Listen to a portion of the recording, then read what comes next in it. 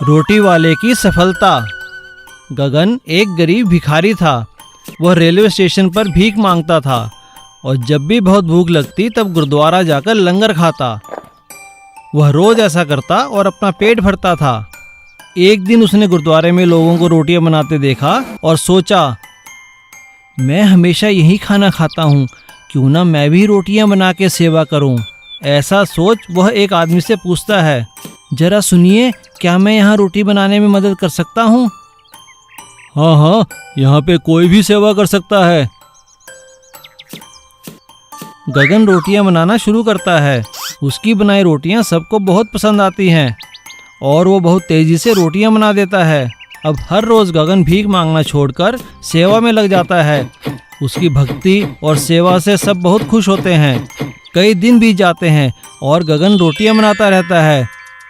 गुरुद्वारे में सभी लोग उसे अपनी खुद की दुकान खोलने को कहते हैं। अरे भाई गगन, सारा दिन सेवा करते रहते हो, तुम रहते कहाँ हो? तुम्हारा घर कहाँ है? मेरा दुनिया में कोई नहीं है, मैं अनाथ हूँ। पहले भीख मांगता था और यहाँ रोटी खाकर पेट भर लेता था, पर अब मैं भीख नहीं मांगता, बस सेवा करता हूँ और प्रसाद समझकर खा लेता हूँ और रेलवे स्टेशन पर जाकर सो जाता हूँ। अरे भाई, कोई काम शुरू कर लो, अभी तुम्हारी उम्र ही क्या है, पैसा कमाओ और घर बसा लो। पर मुझे कोई काम नहीं आता। अरे तुमसे अच्छी रोटियां कोई नहीं बना सकता। रेलवे स्टेशन पर अपना रोटी का ढाबा खोल लो। यह ख्याल अच्छा है, चलो कोशिश करता हूँ। और गगन रेलवे स्टेशन पर रोटियों की दुकान खोलता है। उसकी बनाई रोटियां सभी को बहुत अच्छी लगती हैं। धीरे धीरे काम के साथ उसकी कमाई भी बढ़ने लगती है। लेकिन वह अपने काम के साथ साथ गुरुद्वारे में सेवा करना नहीं भूलता। इस गुरुद्वारे में आकर ही मुझे ये फल मिला है, मैं हमेशा गुरुद्वारे का आभारी रहूंगा। और दिन में बची रोटियां गगन गरीबों में बांट देता है। इसीलिए कहते हैं, कर भला तो हो भला। उड़ने वाला घोड़ा। जगत नाम का एक घोड़ों का व्यापारी था।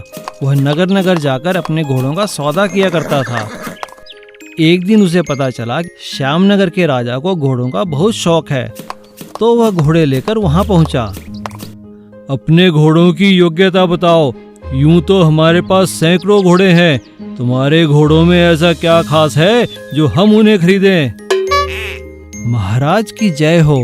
महाराज, ये घोड़े नायाब हैं, कहीं भी आपको इतने सुंदर और योग्य घोड़े नहीं मिलेंगे। इनसे मिलिए, ये है मेरा घोड़ा रमनी। इसकी सुंदरता के आगे हर घोड़ा फीका पड़ जाता है। और ये मेरा दूसरा घोड़ा है मोती। यह तो पहाड़ी पर भी चढ़ सकता है, जैसा भी पहाड़ हो इसके आगे कम है।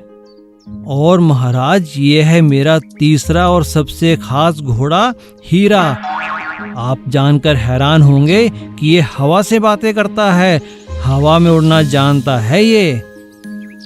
ठीक है, हमें तुम्हारा हीरा पसंद है, बताओ इसका क्या दाम है? और व्यापारी ने जितना दाम कहा, राजा ने उतना उसे दे दिया और जगत वहां से चला गया।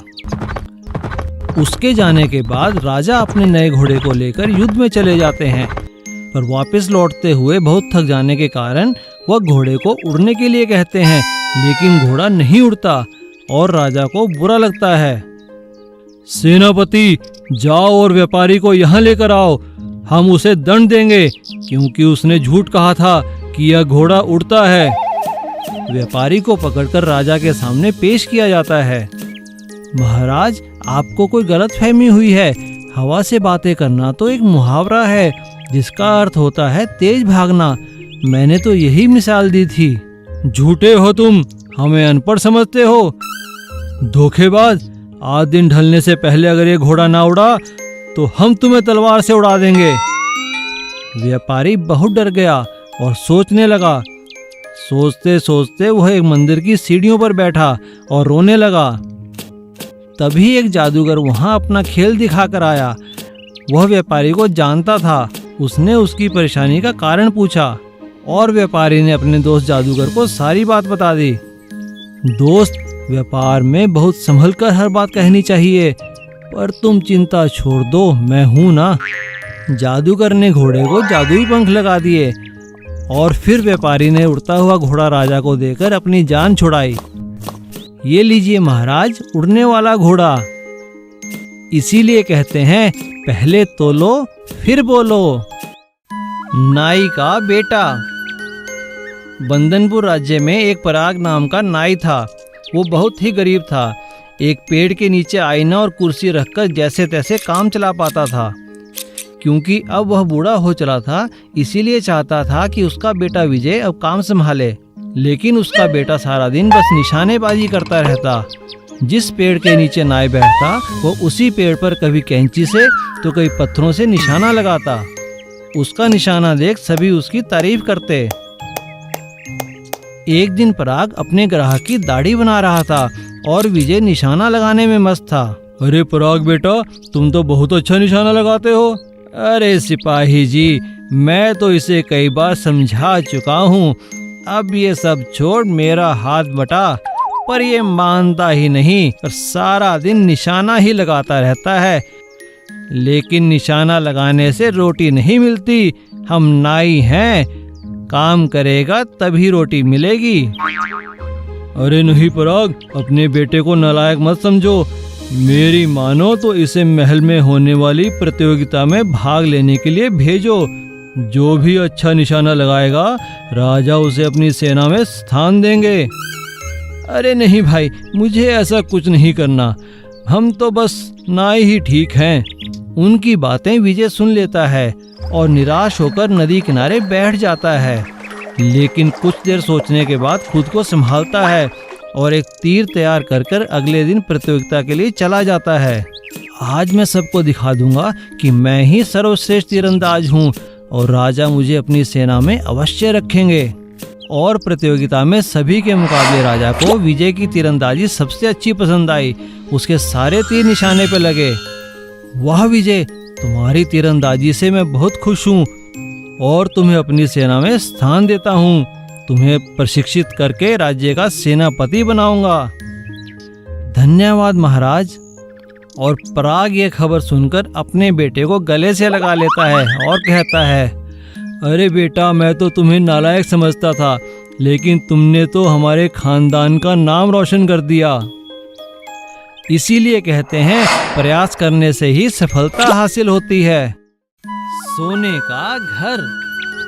सुखीनगर नाम का एक नगर था। वहाँ चंदन के पेड़ और गेहूं की सबसे अच्छी फसल होती थी। गांव का हर व्यक्ति अमीर था। किसी के घर में कोई कमी नहीं थी। धन इतना था कि लोगों ने बड़े बड़े महल जैसे मकान बनवा लिए थे। उसी गांव में एक वैद्य रहता था जिसका नाम था शिवराम। उसकी कोई जमीन नहीं थी और ना ही उसके पास अधिक धन दौलत थी। गांव में जब भी कोई बीमार होता तो शिवराम के पास ही दवा लेने जाता। शिवराम इतना गुणी था कि वह नवज पकड़कर ही रोग का पता लगा लेता और उसकी दवाई खाते ही लोग ठीक हो जाते। दिवाली पर पूरा गांव जगमगा रहा था। बस वैद्य शिवराम की कुटिया और दवा खाना ही खंडहर जैसे पड़े थे। यह देखकर एक गांव वाला बोला, छी छी छी छी छी छी, कितनी टूटी फूटी कुटिया है। हमारे गांव की दिवाली की तो इस वैद्य ने शोभा ही खराब कर दी। अरे शिवराम, अब तुम गांव से बाहर जाकर रहो। वैद्य शिवराम चुपचाप गांव से बाहर जाकर रहने लगता है। कुछ दिन बाद अचानक गांव में महामारी फैल गई और अब शिवराम को ढूंढते हुए उसके पास पहुंचे। अरे वैद्य शिवराम जी, आप गांव में चलिए। शिवराम ने निस्वार्थ भाव से सबकी सेवा की और धीरे धीरे सब ठीक हो गए। लेकिन दिन रात सबकी सेवा करने और आराम ना करने के कारण शिवराम बहुत बीमार हो गए और सभी गांव वाले उदास हो गए। हे भगवान, कृपा करो, शिवराम को ठीक कर दो। शांत हो जाओ शिवराम, मैं तुम्हें आशीर्वाद देने आई हूँ। अब तुम बिल्कुल ठीक हो जाओगे।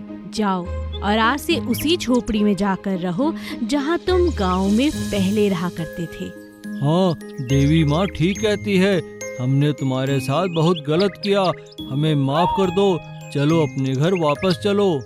जब गांव वाले शिवराम के साथ उसकी पुरानी झोपड़ी के पास पहुंचते हैं तो देखकर हैरान हो जाते हैं। कि वहाँ कोई पुरानी झोपड़ी नहीं बल्कि एक सोने का बड़ा सा महल था और गांव के सभी मकान टूटे फूटे झोपड़ों में बदल गए थे।